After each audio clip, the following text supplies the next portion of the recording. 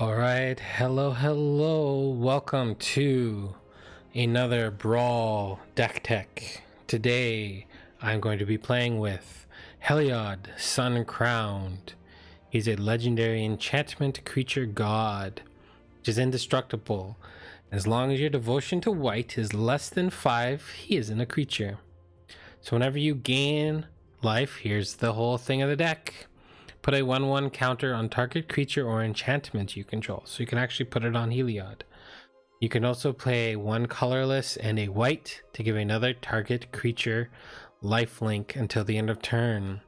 So it is a 5/5 creature for 3, but it has a stipulation. So we're going to start with some little 1-drops. We got our 1/1 Speaker of the Heavens. It has vigilance and lifelink. And if you have at least 7 or more life than you started with, you can tap it to create a 4/4 angel token, and only doing this at sorcery speed. So if you can get ahead, this card can win you the game.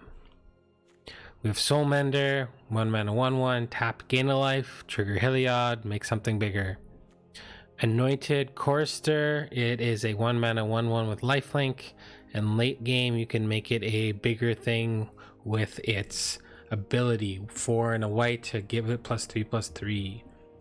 And Alisade of the Life's Bounty, it is an enchantment creature nymph, has lifelink, and you can pay 1 and sacrifice it to give a target creature or enchantment you control protection from the color of your choice. So you could trade this for a removal spell or whatnot for only 1 mana, and it has lifelink, so it triggers Heliod pretty good. 2 mana, we have the Charming Prince. When it enters the battlefield, you can scry 2, gain 3 life, or exile another creature you own and return it to the battlefield. So there's not really, it's usually gaining you 3 life or scrying 2 in this deck. The Hallowed Priest gains a 1/1 counter when you gain life. The Hushbringer, there's not too much enters the battlefield for creatures in this deck, so it's a 1/2 with flying and lifelink. So you can go turn 1 lifelinker, turn 2 this thing, turn 3 Heliod, and just get that ball rolling. This is whenever a creature enters the battlefield, under your control, you gain 1 life. It's a 2 mana 2/2. The Luminarch Aspirant, at the beginning of your combat, put a 1/1 counter on something, so it's just making things incrementally bigger. You can make your lifelinkers bigger. Daxos, Blessed by the Sun, 2 white mana for a legendary enchantment creature. He's a demigod. His toughness is equal to your devotion to white, so he's got a big butt. And whenever a creature enters the battlefield or dies that is under your control, you gain a life. So life gain, triggering Heliod. The deck really revolves around Heliod. You can win without them, and I try to build my decks so you can win without your commander, but this one is quite a bit detailed to my commander itself. Archon of Absolute, flying, protection from white, so it kind of doesn't, that part doesn't mesh with Heliod, but making it so that creatures can't attack you or a planeswalker you control unless their controller pays 1 generic mana for each of those creatures. So it slows people down, it slows aggro decks down. If you can land it against another mono white deck, it's pretty much game over, or it's really hard for them to get through. Then Basari's Lieutenant, lots of text, wall of text. It's a 3/4 with vigilance, protection from multicolor. There is quite a few multicolor creatures and stuff in this format, so that's good. He enters the battlefield, you can put a 1/1 counter on a creature, or when it or another creature you control dies, if it has a 1/1 counter on it, create a 2/2 white knight. So with Heliod, putting 1/1 counters on them, and this guy, it plays really well together. Cub Warden, it's a 3 or 4 mana 3/5 with lifelink. You can mutate. Mutating is a little difficult in this deck because there are a lot of humans, but if you can mutate with this creature, you get 2 1/1 lifelinkers. Plus, hopefully you're mutating onto a flying thing, and it can do good. Next is a Luminous Brood Moth. 4 mana for a 3/4 flying creature. And whenever a creature you control without flying dies, return it to the battlefield under its owner's control with a flying counter on it. So there aren't a lot of flyers in the deck. So when something dies, it usually comes back. Solemn Simulacrum, entering the battlefield, you get a basic land. When it dies, you draw. And it's 4 generic mana, and it fits into pretty much every Brawl deck that there is right now. And Angel of Destiny, this one's fun. It's more of a pet fun card. I don't think it's the best, but it's got a cool ability. So flying, double strike. Whenever a creature you control deals combat damage to a player, you and that player each gain that much life. So you're actually giving them life, but you're also gaining lots yourself. At the beginning of your end step, if you have at least 15 life or more than your starting life total, each player Angel of Destiny attacked this turn loses the game. So you're effectively trying to build your life total up to 40, and if you attack with this, you win the game. Kind of fun, kind of a pet card. Not the best, but hey, this is a casual format. You can play the cards you love. Baneslayer Angel, here's another pet card. Protection from demons and dragons. Doesn't come up that often, but flying, first strike, lifelink for 5 mana. Can't go wrong. Victory's Envoy. At the beginning of your upkeep, put a 1/1 counter on each creature you control. So there's a little bit of a 1/1 counter thingy going on here. And it's a 3/3. The last creature is the Realm Cloak Giant. Oh, I missed 3. We'll go back to that. You can destroy all non-giant creatures for 5 mana as a sorcery, or it's a 7 mana 7/7 with vigilance. Very strong. We have in the 3-drop the Crystalline Giant. So at the beginning of your combat on your turn, choose a counter at random. Flying, first strike, death touch, hexproof, lifelink, menace, reach, trample, vigilance, or a 1/1 counter. Put that on it. So you get this down on 3, and it just builds up and builds up and builds up, and if they can't deal with it, it's pretty powerful. And it also doesn't die to the Realm Cloak that we just saw when you blow the board. We have Linden, the Steadfast Queen.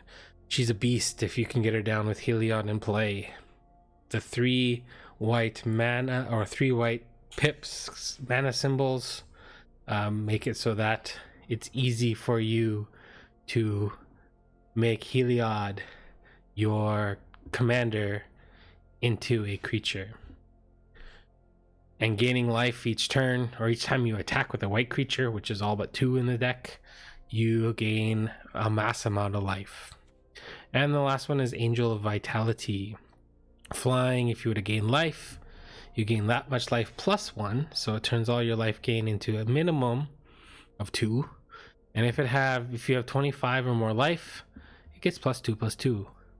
So if you can play this right at the beginning, you have a 4/4 flyer for 3. Then into the non-creature spells. Disenchant. Classic. Destroy target artifact or enchantment. Griffin Airy. At the beginning of your end step, if you gain 3 or more life this turn, create a 2/2 white griffin creature token with flying. Pretty easy to gain 3 life with the deck. Shajiri's Shelter. Gaining protection from a color, but it can also be a land. So if you need a land early, you can play it, or you can hold on to it. Arcane Signet. Basically fits into every deck. 2 mana, add 1 color mana to your commander's color identity. Banishing Light. When it enters, you can exile a non-land permanent until this card leaves the battlefield. So pretty stereotypical white removal. Maul of the Skyclaves. So when it enters the battlefield, you can automatically attach it. For 3 mana, you get +2/+2 flying and first strike. So this can make one of your little 1/1 lifelinkers hit that much harder, or you can surprise someone and jump over everybody and win the game. Rally for the Throne. The best part about this card is instant speed life gain. So if you have Heliod out, you can play it, instantly gain 3 or 4 life, minimum 2, and put some counters on or a counter on things. So the instant speed is really good for this. Basari Ket. Planeswalker. It's +1 ability. You can put a 1/1 counter on target creature, and it gains indestructible until the end of turn. So you can, if you have no creatures, you can just +1 it, and it goes to 4, and no harm done. -2, whenever one or more non-token creatures attack this turn, create that many 1/1 white soldier creature tokens that are tapped and attacking. So you have 3 creatures attacking, you get 3 1/1s. And then if you can -6, you get an emblem, which is something that stays in the game for the rest of the game. And at the beginning of combat on your turn, create a 1/1 soldier, and then all your creatures gain or get a 1/1 counter. So if you can get it down and protect him, if you can get to the -6, which is only 3 turns, well 4, you can do it on the 4th turn, it's kind of win game. Skyclave Relic, I'm trying this out. Basically it's a 3 mana indestructible mana rock, and you can kick it for 3 to get 2 extra copies. I'm not sure if it's right for this deck, but I'm giving it a try. Faith's Fetters, you can gaining 4 life is good with your commander, and you can basically, if you put it on a commander, quite often, unless they can sacrifice things, people don't like not playing with their commander, so they quite often will scoop. But it makes it so it can't attack or block, and its activated abilities can't be activated. Felidar Retreat, so it has landfall. It's a 4 mana enchantment. Creatures, you can create a 2/2 white creature beast token when a land enters the battlefield, or you can put a 1/1 counter on each one of your creatures, and those creatures gain vigilance until the end of turn. So it does multiple things. Elspeth Conquers Death. So you can exile a permanent with converted mana cost 3 or greater, so it deals with a lot of the things in the format. The next is making non-creature spells cost 2 more. And then finally, you can turn a creature or planeswalker from your graveyard to the battlefield with a 1/1 counter on it. So a big time utility card that does a lot of things. Journey to Oblivion. It's a little more expensive Banishing Light. The deck doesn't really have much other than clerics. Cleric, Angel, Cleric, Knight. I don't think Knights work. Nope. So it's pretty much 4 mana. Yeah. 4 mana Banishing Light, which is okay. It gets rid of stuff.